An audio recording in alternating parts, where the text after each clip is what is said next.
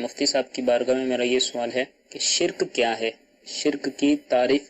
بیان فرما دیجیے۔ شرک کا معنی جو کتب عقائد کے اندر کیا گیا ہے، عقیدے کی کتابوں کے اندر کیا گیا ہے، وہ یہ کیا گیا ہے کہ اللہ تبارک و تعالیٰ کی طرح کسی کو واجب الوجود ماننا، یعنی جیسے اللہ تبارک و تعالیٰ کی ذات خود سے ہے اور اس کے سبب ساری کائنات ہے، کہ اللہ تبارک و تعالیٰ کی ذات ہے تو ساری کی ساری کائنات یہ وجود کے اندر آئی ہے، اور ساری کائنات اس کی محتاج ہے، اور وہ کسی کا محتاج نہیں، وہ خود ہی واجب الوجود ہے، کسی کا محتاج وہ نہیں ہے۔ اور دوسرا یہ کہ کسی کو اللہ تبارک و تعالیٰ کی طرح عبادت کے، یعنی کسی دوسرے کو عبادت کے لائق سمجھنا، کسی دوسرے کو عبادت کے لائق سمجھنا، یہ کتب عقائد کے اندر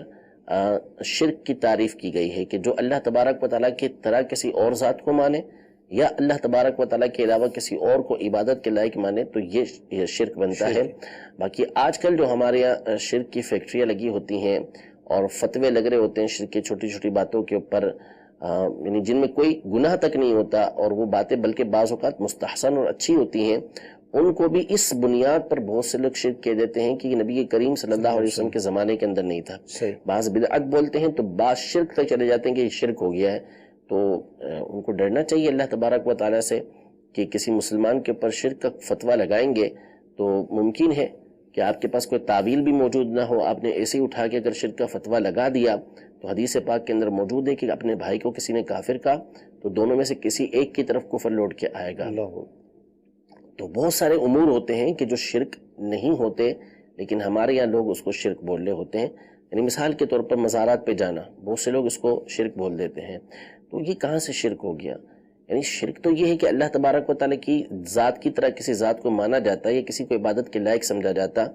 تو اب مزار پہ جانے والے کہاں پر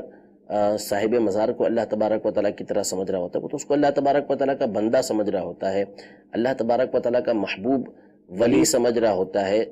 نبی علیہ السلام کا مزار ہے تو وہ نبی سمجھ کے ان کے مزار پہ جاتا ہے، لیکن نعوذ باللہ ان کو خدا سمجھ رہا ہو۔ تو جو شرک نہیں ہے اس کو شرک بنا دینا یہ بہت بڑا جرم ہے۔ قرآن پاک میں اللہ تبارک و تعالیٰ نے یہ ارشاد فرمایا، ان اللہ لا یغفر ان یشرک بہ ویغفر ما دون ذلک لمن یشاء،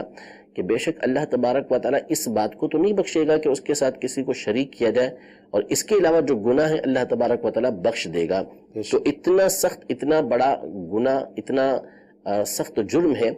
اس کا بغیر سوچے سمجھے، بغیر کسی تحقیق کے کسی مسلمان کے اوپر الزام لگانے والوں کو سوچنا چاہیے کہ آپ یہ کیا کر رہے ہیں۔